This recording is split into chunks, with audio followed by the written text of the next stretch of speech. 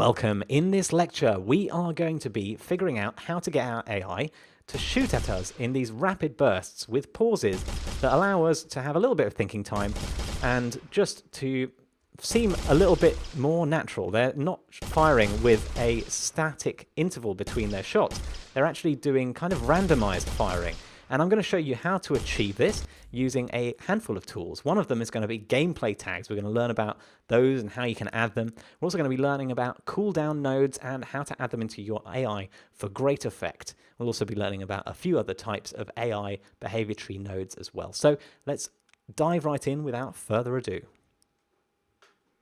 So one of the major problems with our game as it currently stands is that we have over-eager AI. So let's just go and have a look at this in practice.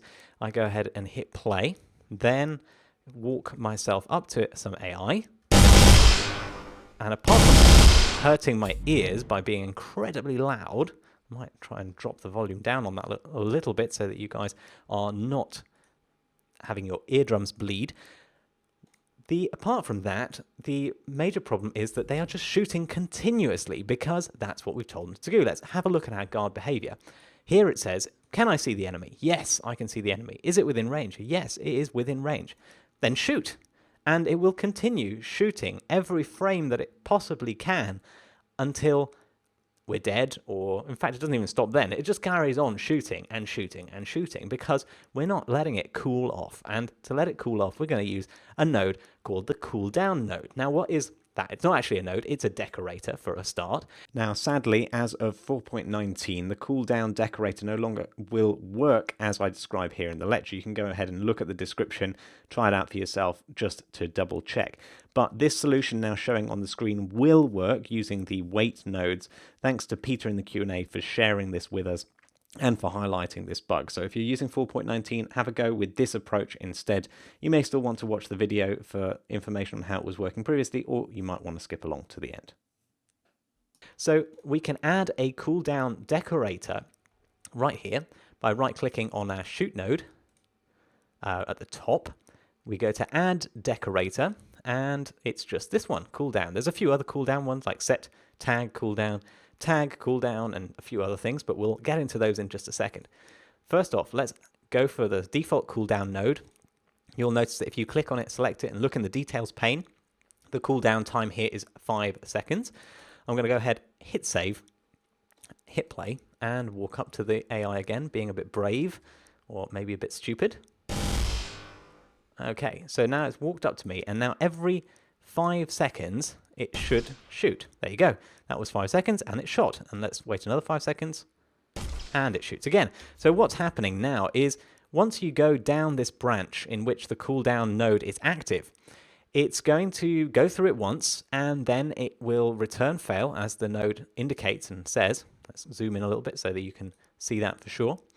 It will return fail, and it will then not allow you to come back down this branch. It'll basically return false until 5 seconds has elapsed, and then it will allow you to come down this branch again. Now, the reason we were still getting that rapid firing at the beginning is we have two shoots in our branch. One is in this simple parallel node where we're simultaneously moving and shooting, and in this simple stationary setup where we're just within range, at which point we stop moving and we just shoot. Okay, so this is going to cause us a bit of a problem because if I add two cooldown nodes here, if I add another one on this shoot over to the right, the one that's in the simple parallel, I'll go and add a decorator, select cooldown, you will notice that it will allow it to shoot more regularly. So it will move towards me, shoot once, but then once it stops, it shoots again because it has gone to a different cooldown node which has not prevented execution yet. So somehow we need to find a way of connecting these two cooldown nodes, and you've guessed it, it's the node we saw before. If we go to add decorator and find that tag cooldown decorator instead, and we select tag cooldown, you'll notice that it has this cooldown tag option. Now I can expand that out. you'll see that there's no tags as an option there for me. But if there were some tags, if hypothetically someone had figured out a way of adding tags to our game, then you would see that we can link these two cooldowns together and essentially say that once some cooldown with that tag has failed, has been executed, then we cannot execute any of the other cooldowns with that tag for another 5 seconds or whatever it is. Basically makes that cooldown a per tag thing rather than a per node thing. And that's exactly what we want.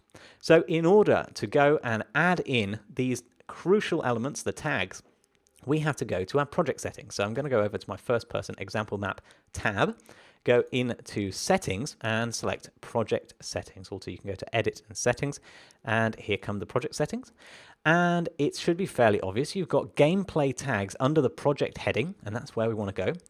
And you've got to do two things. The first one is check the import tags from config.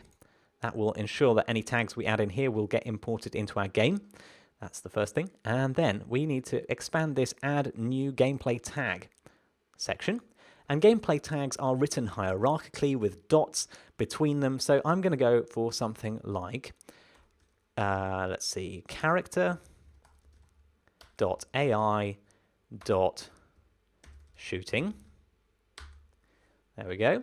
And with that gameplay tag added, I can go to my tag cooldown and select the cooldown tag. And here you go.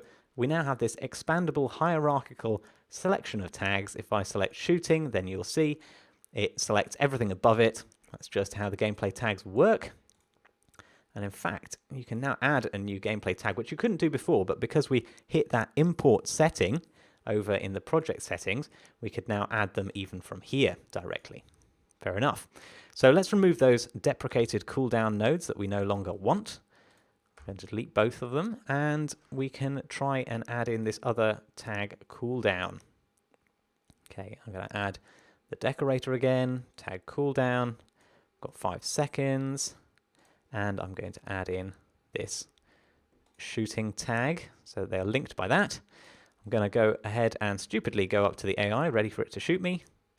Shoots me, but now when it stops, it's still waiting 5 seconds before it will fire again. There you go, and it fires again. And we should be waiting 5 seconds for it to fire again. There we go. So it's proved me right. It's doing exactly what I said it should do. And we've skipped over a little bit of a task here, which was adding the gameplay tags. You just saw that happening. Let me save that. So you've got adding gameplay tags. And what next? Next, we have a challenge because we are going to, obviously that's not how we want our AI to behave in the final game. We do want the AI to be shooting a little bit more rapidly like that than that, and that is going to be your task to tune. So let the AI cool down. First of all, you're going to be implementing what I've just implemented, that the AI should pause between gunshots. So go ahead and make sure that happens. Ensure this works for both moving and stationary like I just did. And then I would like you to make sure that duplication has been kept to a minimum. I'd like you to think of ways of removing duplication from behavior trees. What ways have we learnt about? What can you implement that you have seen before? And as a bonus, in fact, probably less of a bonus, and please do this one, this will be extra credit if you can, implement bursts of fire so that you aren't just going bang, wait a second, bang, wait a second, but more like bang, bang, bang, bang, wait a second, bang, bang, bang, bang, wait a second, with a little bit of randomization between it if you can figure out how. It's actually quite easy with behavior trees, so just give it a shot, see what you can achieve, and I will see you on the flip side. Okay, welcome back. So let's see how I tackle this one. So first off, let's get this AI cooldown. Well, that's working. We've just done that in the first half. So randomizing those bursts of fire. How are we going to do that? So as you can see down here, we've got a little bit of a hint of how to reduce that duplication of things, keep the duplication to a minimum. That is to get sub-behavior trees. But let's do the randomized bursts of fire because that's an interesting one. We go over to our guard behavior. Then what we've got is currently just one task, that is the task of shooting. But what if we wanted to shoot multiple times? Well, here we also have a decorator that can come to our aid. It's, if we go to add decorator, called loop. And this allows us to loop the current task multiple times. Now, it's a bit funny, but you can't use this cooldown decorator on the same node exactly as the loop. You kind of have to separate them out into new nodes. So what we're going to do, the architecture that does work, is if you have one node at the top, I'm going to use a sequence composite node. So I'll select just a sequence. It doesn't really matter because it's only going to have one child, whether it's a sequence or a select, it doesn't matter. So I'm going to select that sequence node. I'm then going to add the within range to that. I'm going to add the tag cooldown to that. Let's pull it down in the order, or pull it within range up in the order, because I want that to be the first check. Are we within range? And then the cooldown. Then we've got our loop, shoot 3 times. Okay, that's fine, but it's just going to shoot really rapidly. We're going to have to do this with a little bit of wait between it. So again, we're going to add in another sequence node, because we're doing a sequence of actions, first shooting, then waiting. I'm going to add this loop onto that sequence so that we're looping around the shooting and waiting. I'm going to hook up that sequence to shoot first. I'm going to hook up the cooldown sequence that we have above the loop sequence. And then we are going to add in a wait node. Here it is. It's just called wait. Very simple. Now, what about that randomization I was talking about? Well, it's actually built into the wait node right there. You've got this random deviation component. Now, I want my firing to be fairly rapid, so I'm going to do a 0.2 wait time, but the random deviation is going to be 0.1. So it will be somewhere between 0.1 seconds and 0.3 seconds. So there's not much deviation, but it's just enough, and you'll hear in a second. So that's added in the loop. I'm going to go over to my character, again, rather stupidly, to get shot at. Okay, he shoots at me. He's waiting because he's still got that cooldown tag. And then we get a little rapid fire with a bit of randomization in that firing. There you go. You see, it's not exactly the same every time, and it might seem like a small variation when you're writing the numbers down, but when you hear it, it really does sound quite different every time. So that has added in a great amount of randomization as far as I'm concerned. So the next step is to achieve that same effect when we have our simple parallel shoot node. And this is where the duplication becomes a hassle. We'd have to copy all of this over here, and I've got all those duplicated variables. So let's separate that out into a sub-behavior tree. That's going to be the way to do it. I'm going to go and, okay, I'm going to cut out these components, but first, before I do that, I'm going to need yet another sequence node, because I have this within range that I don't want to come into my sub-behavior tree. So I'm going to add in yet another sequence node. Nope, not selector node, a sequence node. That one there. Okie doke. I'm going to hook it up to its node above and just pull down the cooldown tag onto that. And then I can cut out all the nodes below the cooldown tag to the loop, shoot, and wait. And I'm going to cut those out, create a new behavior tree over in the dynamic character AI subfolder. And let's see, where is my behavior tree? It's under artificial intelligence, behavior tree. I'm going to rename it to shoot sequence. And let's go into our shoot sequence and paste in our blocks that we cut from the main guard behavior, hook it up to the root node, save, go over to our guard behavior, and from that within range sequence, we are going to run a behavior tree. So run behavior tree, and we can select the behavior tree to be our shoot sequence. There we go. And you can see that the top decorator always gets promoted out of the sub behavior tree. That's just because I think it's able to abort in the parent tree, whereas the other decorators won't be able to abort in the parent tree. Something like that. I think that's what it's trying to tell us. But if you know more about that, do make a comment in the Q&A or the community and let us know a bit more about that. Okay, so here we have also our cooldown and shoot nodes that are now no longer necessary. We can bring down that simple parallel and do a run behavior. So from that move and shoot, we're going to be running that same shoot sequence as we are when we're standing and shooting. There we go. So I have done that. I'm going to go ahead, save and play, and let's see if the AI is going to shoot at me correctly. Yes, in rapid bursts of 3, then it waits 5 seconds, then it should shoot at me again. And we've got 2 guys now following me, shooting me with these rapid bursts, which are looking fairly good. I'm quite happy with those.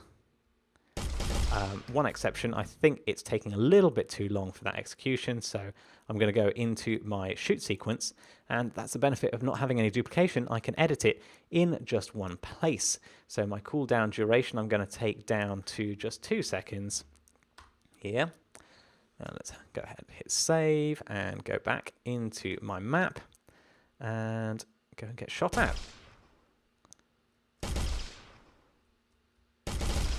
Here they go. Yes, much better.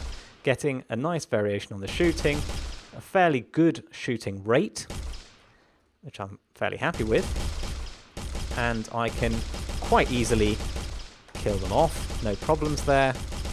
So it's probably a parameter that we can tweak for difficulty as we go through the testing grounds. But for now, that's an excellent start. We've done everything on our checklist, and I am much happier with the way the AI is behaving. So in the next lecture, we'll be looking at getting those guns in hand and those animations for the third persons looking really nice and tight. So I will see you there.